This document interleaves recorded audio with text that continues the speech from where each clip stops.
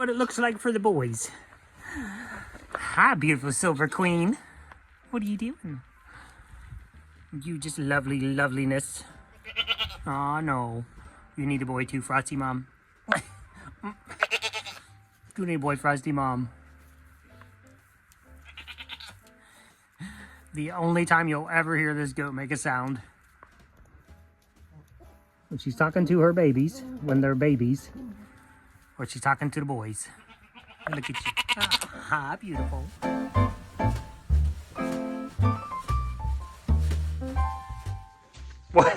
What is up, guys? Welcome back.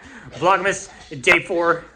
What I meant yesterday, boy, that's probably going to get messed up. It's because like day 15 or whatever, I'm going to be like, is it 15 or 16? 14? That's what I do. H is in town today, passing out clothes and toys for kids for Christmas. Something we like to do. We donate to a lot of charities, and our biggest one coming up this Saturday is St. Jude. St. Jude Children's Research. If you don't know what that is, go to YouTube and just watch a couple videos. I'm sure they're out there. That is in my description. The link is in the description all year long. Those kids need it all year, not just this time of year. So this weekend, the Gifts That Give Back show is actually a charitable show that brings attention to your charity of choice. We've given to St. Jude for probably close 25 years, maybe close to 30. And so when we started this channel and we started doing gifts, that was just an opportunity for us to, if you guys want to go give to St. Jude, the link is in the description all year long.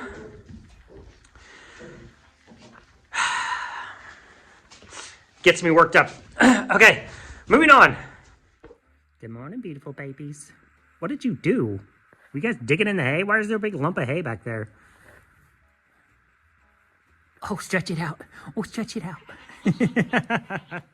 Somebody hacking up something over there. Good morning, babies. Good morning, babies. Good morning. Oh, we're slow today. It's cold. Oh, goodness. Oh, goodness. Are you okay? Goats get the same things people get.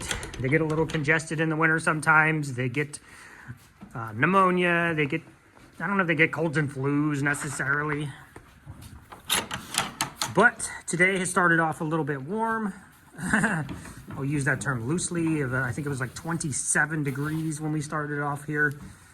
And we are going to plunge clear down to 10 or 11 degrees tonight. So it is going to get real cold. I am going to leave the floor the way it is. Just so the girls, they can, if they choose to lay out here. Now, I had mentioned, well, here, since you were asking,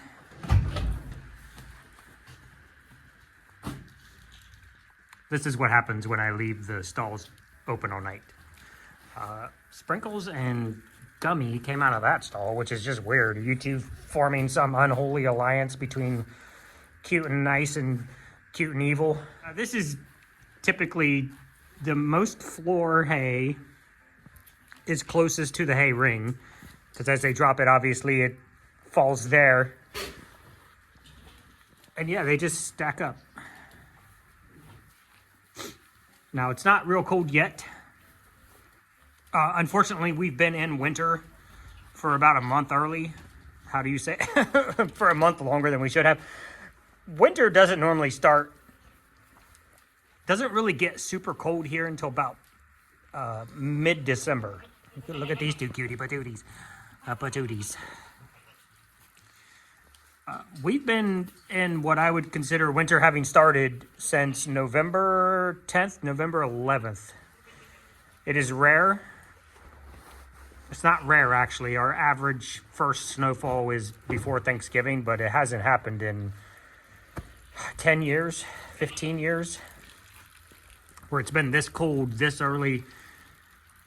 And now we're already we're basically at January level cold right now, and December just started. So we'll do the same thing we always do, which is keep the goaties warm, keep them fed. It's just going to cost me a lot more money and a lot more effort, and I'm probably going to have to find more hay, because what I have now is probably, at this rate, I'm going to run out in March, and those pastures aren't really going to be ready until probably mid-April, late May, mid-April, early May. The difficulty I have doing videos like this every day, day in, day out, is I basically just end up coming over here chatting, pointing the camera at the goats, talking about the goats, because we don't do drama. We have our stuff locked down. We put systems and processes in place down to we know which goat goes in which stall with which other goat. Sometimes the goats will change that up, which is fine. But the reality is, it's just work. I don't buy into drama. I don't do drama. I love my goats. You guys have seen me cry over my goats, but that's different than, you know, every single day something tragic happens on the farm and hi, beautiful. Show me those teeth first. Show me your teeth. You were showing teeth. Hi, baby. We don't have any of that generally. When it happens, and we catch it on video. But it's not a big rodeo every day that I come over here. If I start moving goats towards stalls, like Sugar Pie, for instance, she knows where her stall is. She might be going there now. Yeah, you. Yes, hi, beautiful. I thought she was, but maybe she's not. I don't grab them by the collars and drag them, and she's dragging me at this point because she already knows where she's going. Puddin' knows where she's going when I get her up. Come on, Chunky. Don't come back out. Why you gotta make a liar out of me? Sometimes it's not about them knowing where they're going versus, I'm a goat and I don't really want to do what you said. Goats can be extremely stubborn. Now, don't be... Oh, mama drama. Here's your drama. I've decided I don't want to stay in my stall. I think it's more of a confusion about if I'm closing the door or not. She's like, well, if you're not going to lock the door, I'm going to come back out. And that's because I'm being chatty. And I don't normally put them away first. Usually the first goat I'll put away is Mooney, who still is like, eh. Oh, are we going to... Oh, more drama. Why are you going in that stall? Are you just going to say hi to Tick? If I don't cut her off over here, she's gonna bolt this way. Hey, go to your stall. Hi, little bug. I can still pet you in the wild. Sometimes. She's coming around. A month ago, couldn't even get near this goat in the wild. I say in the wild, I mean not in her stall. There's a different comfort level with them. When they're in their stall, they know they're safe. They know. I mean, this goat has never been abused or anything like that. Not with us. We did buy them a little older than we normally do. So you never know. Why are you in here? Why? See? Here's your drama. Everybody doing stuff they're not supposed to be doing. I'm telling you, 99% of the time, I walk over here and I start putting goats away. You guys saw it on video yesterday. They know where they're going. Sugar Pie's usually the last one to go in this stall. Come on. Muffin always goes to that stall because that had been their stall their entire lives. But when the hierarchy changes, the stalls... Stop it. The stalls do have to change. I can't put in Muffin in that stall by themselves because I can't put any other goats in here with Sprinkles. The shift in hierarchy in the barn means you gotta move your goats around. I don't like moving my goats or my cheese.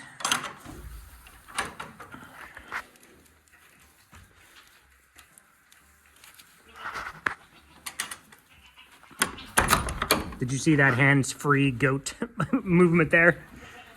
Where are you going? Are you trying to create drama? Come on. Mochi, on the other hand, this is not Mochi. Hold on. Let me do this the right way. The way that the goats know how it's done.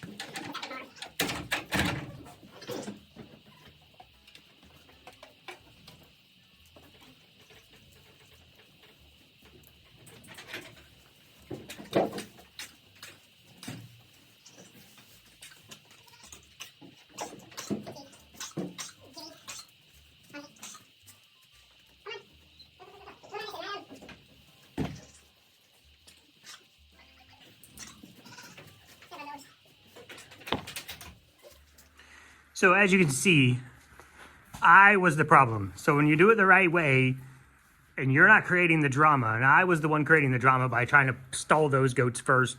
They all kind of know where they're going. They go to their own stalls, but they know there's an order to the chaos.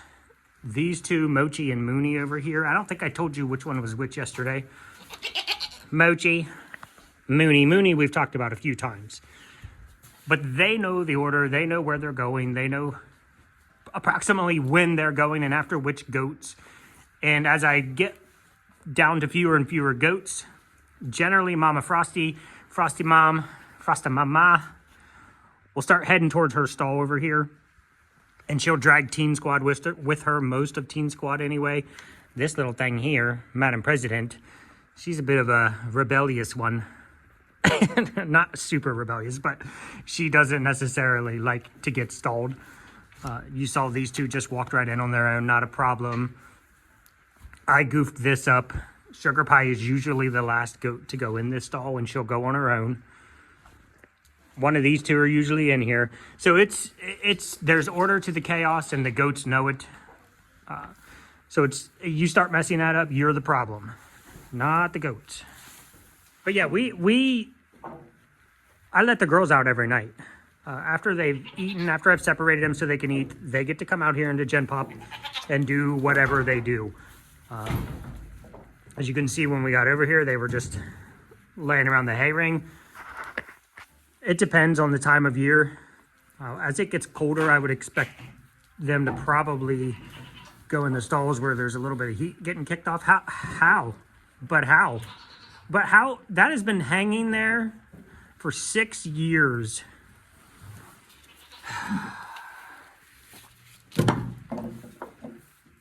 I mean, not anymore. I snapped this dragging a round bale into the corner of a stall. At the time, that's all my only option was to hook it up to a ratchet strap and pull it. Would you get off my buckets before you fall in a bucket? It's too cold for that. Thank you, dear. Put them over here out of the way. Those are for the boys. Nice, I don't want to say hot water, but very warm water for the boys. Frosty Mom's in heat, so if you remember I mentioned yesterday that she was, I said, are you coming into heat or going out of heat? Because you're getting a lot of attention from a lot of girls. So clearly she's in heat, Sugar Pie's in heat. We either missed Toots coming into heat, or she didn't come into heat. So we got to keep a very close eye on her. Generally, their heat cycles are about 18 to 21 days. H tracks everything on spreadsheets, and she's looking at those pretty much every day. Or she's got like a photographic memory, so basically, she can look at it this week and not ever have to look at it again, and know that 21 days from now, whatever date that is, Christmas Day, this one should be in heat. So, oh, easy girls, easy, easy, easy. They both slipped in the same spot. So that's going to do it over here. No drama, no chaos. I mean, there's always chaos because they're goats, but we don't do drama. We just control all the things that we can control. And then you just deal with the little things as they come up, like having to move different girls to different stalls because of whatever's going on in the barn. It'll get real chaotic in May when we start kidding, because what we do is we'll give each goat their own stall, and they'll kid in there, and then they will be contained within that stall for 2 days, at least a minimum of 2 days. I'll talk about that more in the spring, but we always give mom her stall. She'll have plenty of hay, all the food and water she can eat and drink, and she'll just be in there with her babies for a couple days so we can monitor everything, make sure she's doing well, make sure they're doing well.